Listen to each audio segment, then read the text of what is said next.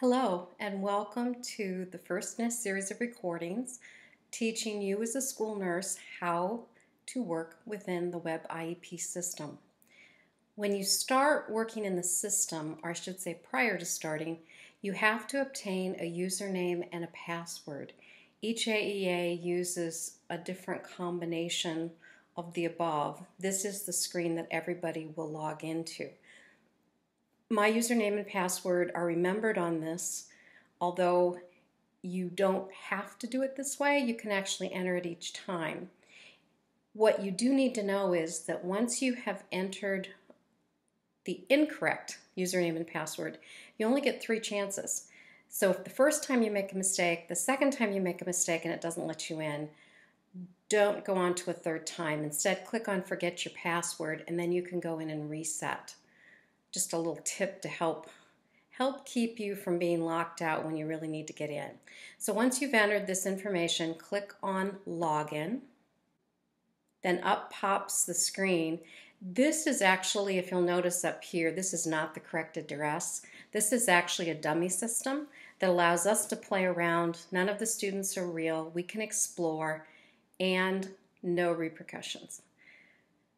There are both systems on here, IEP and IFSP. I'm just going to take you through the IEP system. So we want to click on the application here. Once you get in, there are lists of districts on here. That's because I serve multiple districts and I'm allowed to do that. You as a school nurse in one district will only have your district pop up here. You may, however, have different buildings pop up. What I advise is that for any nurse that works within an entire district and maybe has one coworker or 2 other nurses, if you have a small number and there's a chance that at any point you may have to substitute for another nurse, make sure that you have access to those buildings as well. That's just something to think about as a district. Even districts as large as 6 or 7 nurses may still have access to the whole district just so that they can assist each other and work with multiple students at a given time. Once you've selected the building where the student is located, then you're going to have a couple of things that you can do on this screen. This is called the student list. It will pop up all the students who have or are currently being evaluated for special education. If the team is not very far in that process, they've just decided to start evaluating, I know that I can't see child find activities until they get beyond a certain point. In this particular test program, I can show you a couple of those later if you would like to see those. Of course, it's listed by last name, first name, date of birth, and when their annual meeting is due. One of the things to remember about special education students is that there are multiple meeting types, but primarily 3. There's that initial meeting when the team decides that the student's eligible or not eligible. Then there is that annual review. So a year later, the team comes back, looks at the IEP and says, hey, are there any changes needed? Then there is what's called a 3-year reevaluation. So every 3 years we look at everything, goals, accommodations, all the different services, and make the determination, are there any changes needed? There's another type of meeting that can also occur, which is called an amendment meeting. That meeting is meant to change a few minor things here and there, but it doesn't take the place of an annual or 3-year reevaluation. Doesn't reset the clock unless the team determines that it does.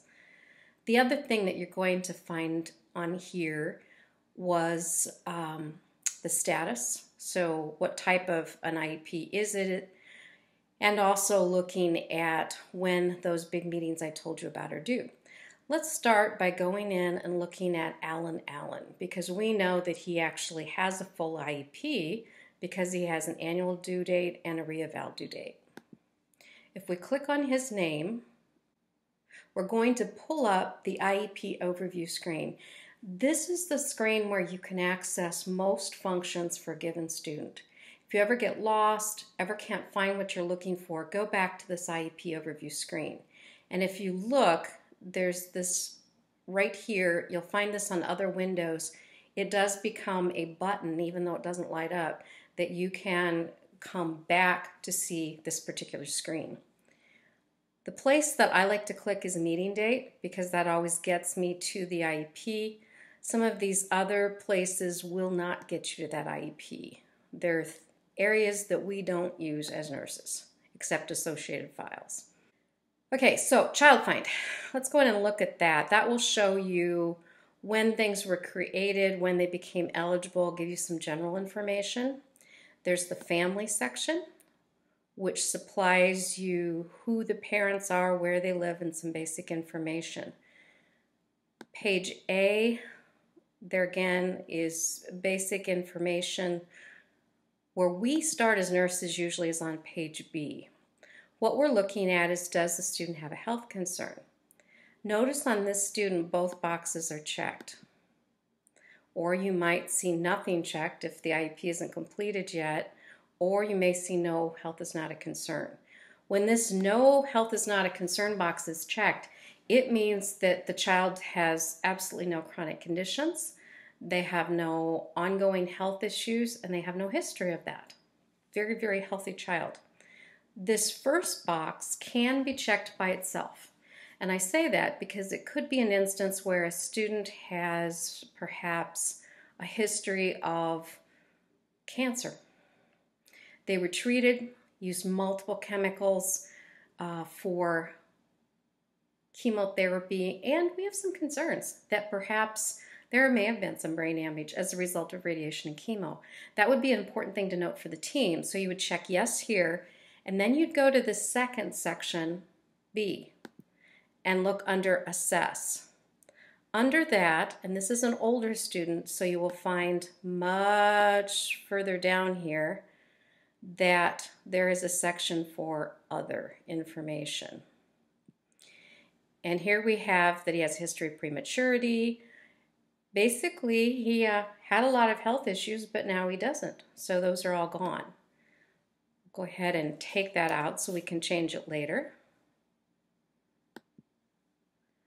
And then we'll save what I just did. That's an important thing to always remember, is make sure you save as you work through these. If you don't, once in a while the system will rescue you, but 99% of the time you're probably going to lose what you wrote. I also back up pretty frequently, especially in October and May. Those are the 2 months when the IEP program is really used. And oftentimes you will find it difficult to get in, and sometimes you'll get kicked off the system if there are too many people. So it's really important to save then. Let's say that Alan actually does have a health concern and you have an individual health plan for him. Let's make that concern diabetes. If that is the case, you will have both boxes checked. I say that because not only are we going to write in that other box what's going on with this particular student, so we're going to describe it, we're going to give some background information, but he will also have an individual health plan. Both boxes apply, check both boxes, not a problem. There will never be a time when you just have this middle box checked. And I say that, and if you think about it, it's because if there's an individual health plan, this student has service. If they have service, we need to write that service into the IEP and make sure that the entire team is aware of that and that it becomes part of the information when this student is weighted. What do I mean by weighting? What I mean by weighting is that the student receives a certain amount of services, so there are levels, level 1, level 2, and level 3 of special education, and it can affect weighting. Now I'm going to go back and check both boxes, and then we'll go back to the assess page. I am not a wonderful typist, so I will do my best here. Okay, so we've got the basics of what he needs. Needs a little bit of help yet, pretty much independent. So we're going to go ahead and save this. This isn't perfect. There's certainly other things we could add, but I just wanted to give you a quick example of how easy it is just to type that in. Once that's saved, then we will scroll back up to the top, and we are going into page F. Page F is where services are written in. Now that we're on page F, I wanted to show you that there's actually a drop-down menu for this, and if you click on it, it will show you all the different services. What we need to remember though is that there's a scrolling bar, and nursing is in the second section. As I scroll down, I find nursing services. That's the service that is for the school nurse. We use the code NR. We should not be coded under any other code. Add NR, and it will pop down a box. The thing that's a little different about this version, if you're familiar with the other versions, is that it pops it down not necessarily in alphabetical order, so you do have to scroll and figure out exactly where this shows up. The provider, click on B, which is a bank section. Sometimes there are things banked, sometimes not.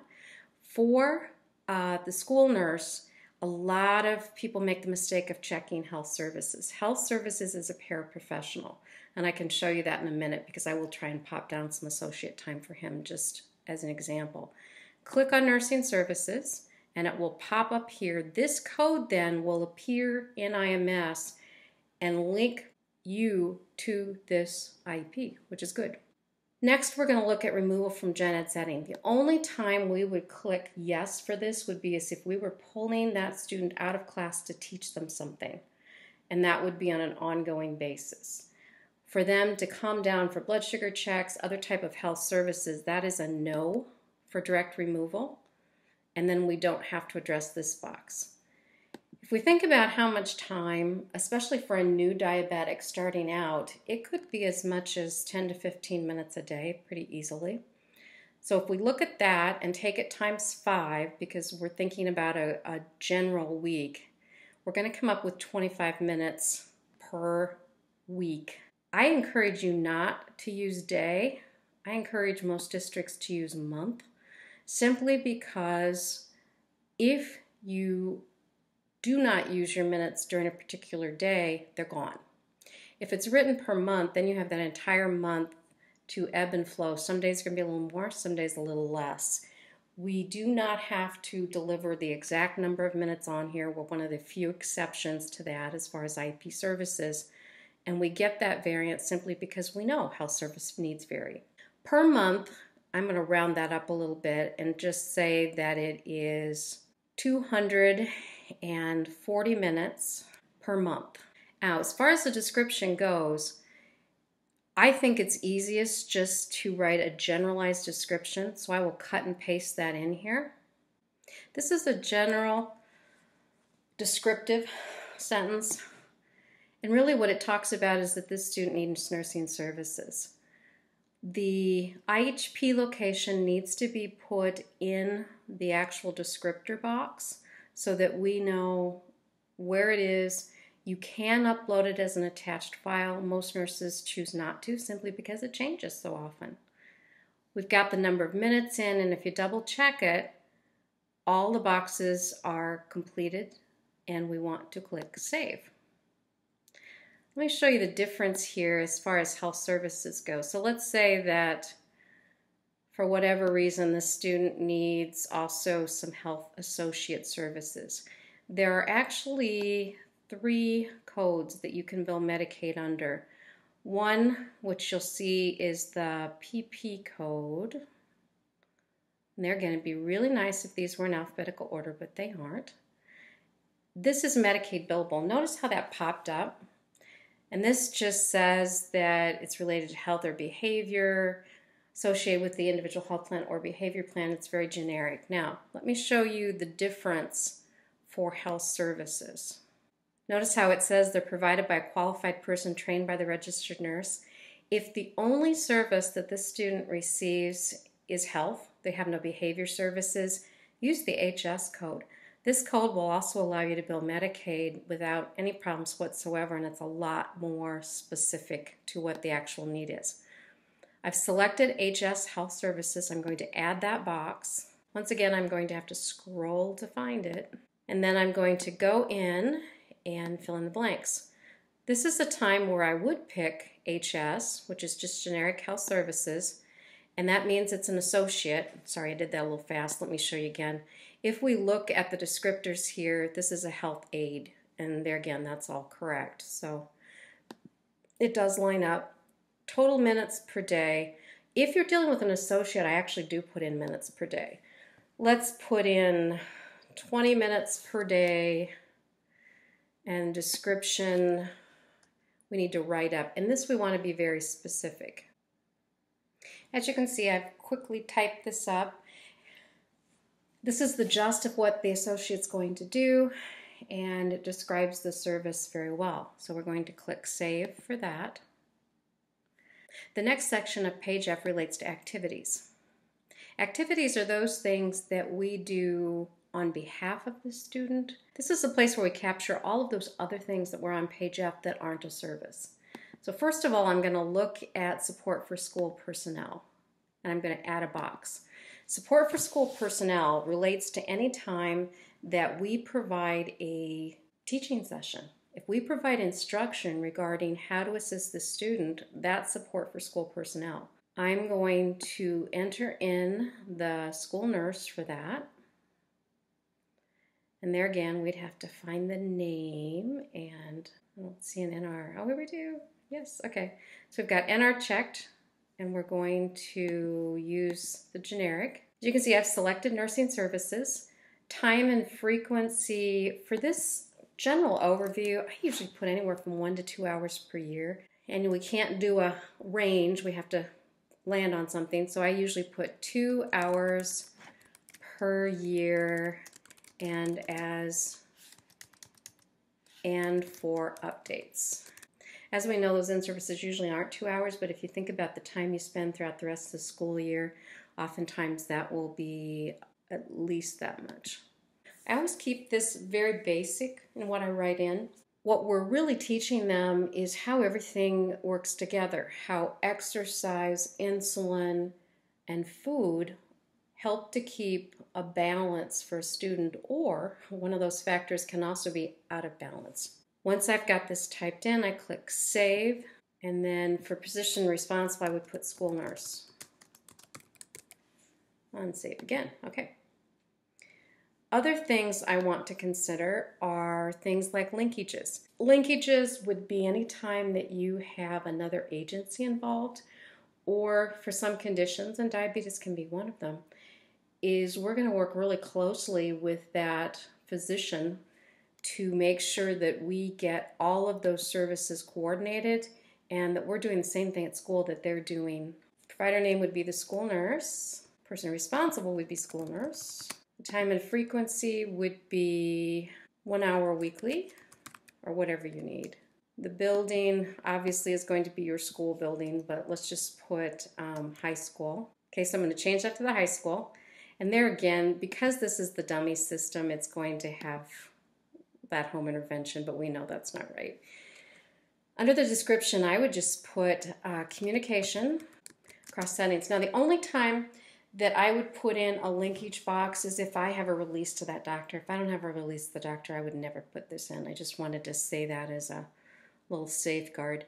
As far as accommodations go, remember that for any student who's on an IEP, their quote 504 plan or 504 needs for accommodation will be written right in the IEP. So those accommodations you add in on page F. That is per agreement of the Office of Civil Rights and OSEP, which is the special education office that governs IEPs. It's the best guidance out there, and it's very functional for teams because you only have one document. Accommodations are things that we oftentimes will provide as nurses. They can also be provided by the teacher as well. It's just important that we capture them so that everybody knows what the student needs. Time and frequency would be throughout the school day. Description. Some teams require that each one of these accommodations be written in a different box. I like to bullet them or group them just so that the IEP doesn't get to be 4 or 5 pages. So then you would type all of the things in here for the student. Those are just a couple of accommodations for him. I'm sure we can all think of many more. I just wanted to show you how to enter that in. Go ahead and click on Save. As far as these other types of things that can go on here, this pretty much takes care of the list of what we would access. Once in a while we'll have some other things come up, but the team can guide you if that becomes necessary. Make sure that we've saved, okay? Sometimes I will do this extra just to make sure I don't lose anything. Okay, if you go to page G, you will see that there's multiple questions to be answered on this page.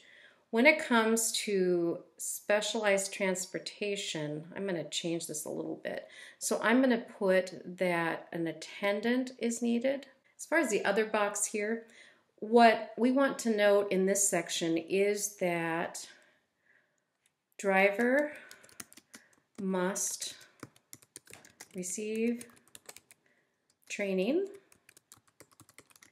in use of Alan's emergency plan.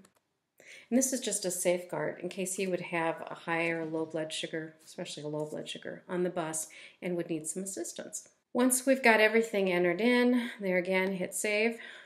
And that is a basic overview of how to write an IEP for staffing. One other area I wanted to show you is section I. This is an area that hasn't been used a lot, but it really could be, and it's a great place for you to put information regarding health. Let's say that this is a 3-year reevaluation and there have been some changes.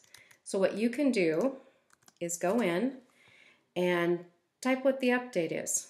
Okay, as you can see, I took a couple minutes and typed in a health update for Alan.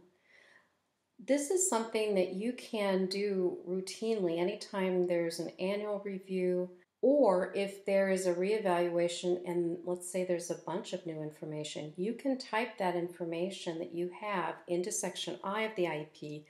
It's a great place to tip off the team, and then that becomes a part of this IEP, which is a great thing. Obviously, the parent has to agree to that, but most parents are thrilled that you're communicating with the team. So make sure you ask. Make sure that if you come to a meeting, you've done this, that you tell people because they may or may not know to look for it there. But that's another thing that you can use as well. There again, save what you've done, and you have just written your first IEP. I'm going to go ahead and click on IEP Overview here, and this should take me back to the students. There we go. Should take me back to the student's main page. Now, let's say that this student has other IEPs you want to view. You can also go back and look at those IEPs here. It looks like he doesn't. But if he did, you could go back and read, okay, did he have health services in the past? What were the type of services? The other thing that you can do is go in and you can upload like individual health plans. You can upload other types of services. I'm going to go in and load up an individual health plan. And then I click on Upload File. I actually did this before, so there we go. Now we know that the individual health plan is uploaded for that. It will be accessible to other folks. Remember, you don't have to do this, but it is a good idea if students move frequently or you perhaps want the team to have ready access to it and you don't mind re-uploading if things change. This concludes my overview of how to write a basic IEP. One thing you always want to remember to do is come up here and when you're done, log off. I say that because if you don't log off, you will keep other people from accessing the page that you were on at the time at which you quit. So make sure you log out. If you have any questions, talk with the teams, ask.